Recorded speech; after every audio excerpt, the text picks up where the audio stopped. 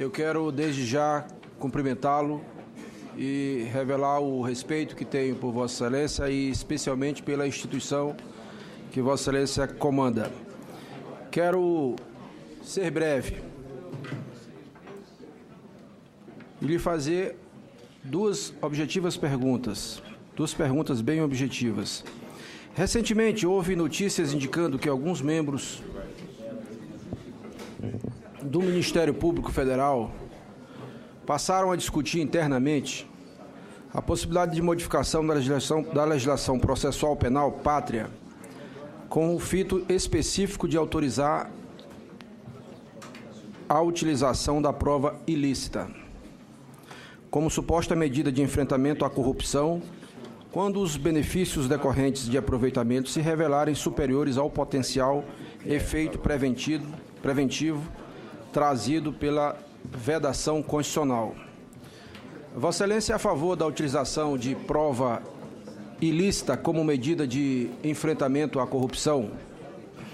E a segunda pergunta: um dos grandes temas jurídicos de um país é a busca na legislação penal e processual penal de mecanismos que evitem a impunidade. Muitos juristas consideram que a legislação brasileira, nesta matéria, é extremamente permissiva, diferentemente de outros países, nos quais a condenação, em primeira ou segunda instância, implica a execução da pena. Vossa Excelência considera que a legislação deva ser alterada para que seja mais rigorosa a aplicação das decisões em matéria penal?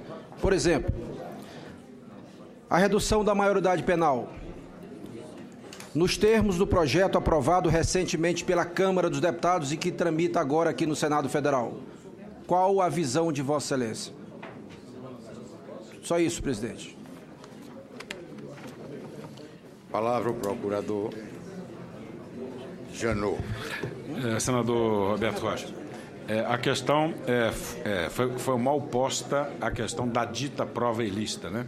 O que se pretende é flexibilizar nulidades em que possam gravar eventuais provas obtidas em investigação criminal. Vou dar um exemplo ao senhor. Tem uma teoria americana que é a contaminação do fruto da árvore envenenada. Então, a árvore envenenada contamina o fruto também está envenenado.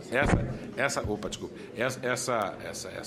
aforisma é trazido para o campo do direito penal. Então, toda prova de origem ilícita contamina a própria prova e ela não pode ser utilizada como prova no âmbito de um processo penal. A questão está em delimitar o que é ilícito e o que não é ilícito. Então, vou dar dois exemplos para o senhor ter ideia da complexidade do tema. Essas questões são frutos de criação jurisprudencial da jurisprudência dos Estados Unidos, em lá onde nasceu essa teoria dos frutos da árvore envenenada, contaminação dos frutos da árvore envenenada. E a jurisprudência se deparou lá com algumas situações em que não se poderia ter genericamente esse entendimento da ilicitude da prova. E foram feitas, então, algumas flexibilizações, que é o que a gente propõe como projeto aqui, nessas 10 medidas, está lá a flexibilização da nulidade. Vou dar dois exemplos para o senhor da evolução aqui no direito brasileiro. Se um juiz de primeiro grau autoriza uma interceptação telefônica de um alvo que está sendo investigado. Ela tem origem lícita, que é uma ordem judicial, e começa a interceptação. Num determinado momento, alguém que não está interceptado fala com essa pessoa. Estou ouvindo direito. Isso. Melhorou. Está ouvindo? Melhorou. Melhorou agora. Num determinado momento, alguém que não é alvo da investigação fala com essa pessoa que teve a sua interceptação telefônica judicialmente determinada. E depois se descobre que essa pessoa era uma pessoa com prerrogativa de foro. Se o senhor faz a aplicação pura e simples dessa teoria da contaminação dos frutos da árvore envenenada, essa prova teria que ser descartada. Então, a jurisprudência brasileira constrói o quê? Houve um encontro fortuito de provas. A partir do momento em que se descobre que a pessoa que fala com o alvo é uma pessoa com prerrogativa de foro, você interrompe a produção da prova e encaminha para o tribunal competente para apreciar para prosseguir na investigação ou cindir, quando prossegue a investigação no que se refere à pessoa que tem prerrogativa de foro e ao outro grau de jurisdição competente prossegue na investigação. Então, isso foi uma evolução no encontro fortuito de provas. Não é caso de nulidade. Então, não se trata aqui de usar a prova ilícita, mas de reconhecer que, nesse caso, não há nulidade. E vou dar um outro exemplo para o senhor de um caso concreto. Um sujeito dedicado à atividade de furto, ele comete um furto privilegiado, mediante arrombamento, ele ingressa na casa de uma determinada pessoa. E ali ele vai cometer o crime de furto privilegiado, com arrombamento. Aí ele pega lá, relógio, televisão, caneta, celular. Aí ele descobre uma mídia e, ao verificar essa mídia, ele vê que o sujeito praticava reiteradamente crime de pedofilia. Aí esse sujeito que pega aquele negócio, numa atividade criminal, que ele estava furtando a casa da pessoa, pega aquilo e diz, aí não, peraí, eu sou ladrão, mas esse crime aqui eu não cometo, não. Pega esse material, leva a uma delegacia de polícia, entrega para o delegado, olha, eu sou ladrão, tive na casa tal, roubei isso, roubei aquilo, agora esse crime aí, eu estou fora. Então eu vim trazer para os senhores isso aqui. Bom, a origem da coleta da prova, ela não é lícita. Foi produto, inclusive, de furto, né? O sujeito arrombou para entrar na casa da pessoa. Mas o Estado não foi atrás dessa prova, não foi o Estado que praticou uma ilicitude para a obtenção da prova. A prova, fortuitamente, chega na mão da autoridade policial. E, nesse caso específico, o Supremo entendeu que a prova era ilícita.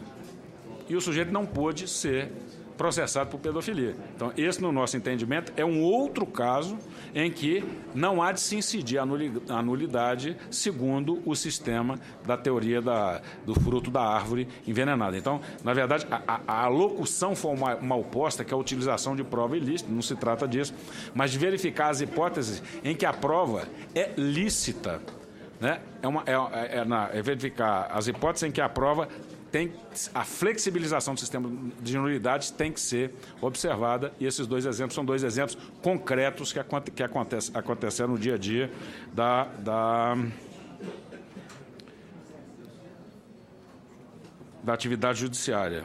A outra, impunidade, a outra questão da impunidade. Realmente, nós temos o sistema recursal, né, que leva o processo, a finalização do processo às calendas.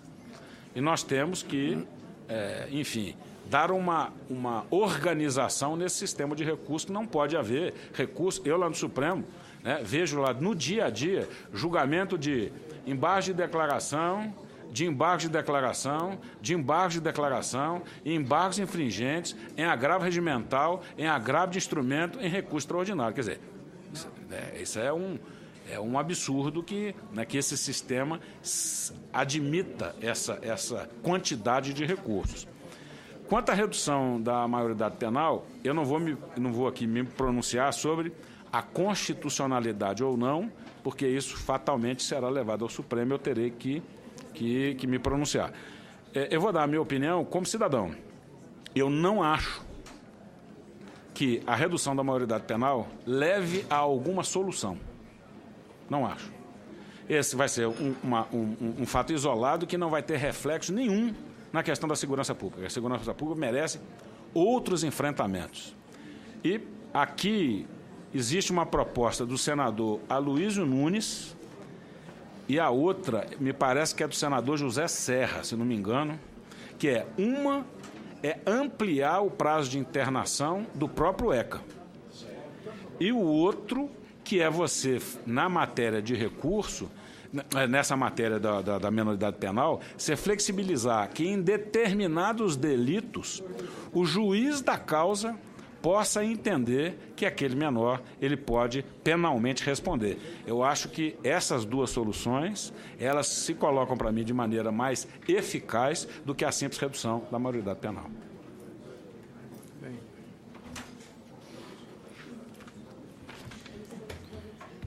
Com a palavra, o senador Ataídes Oliveira. Obrigado, presidente Maranhão.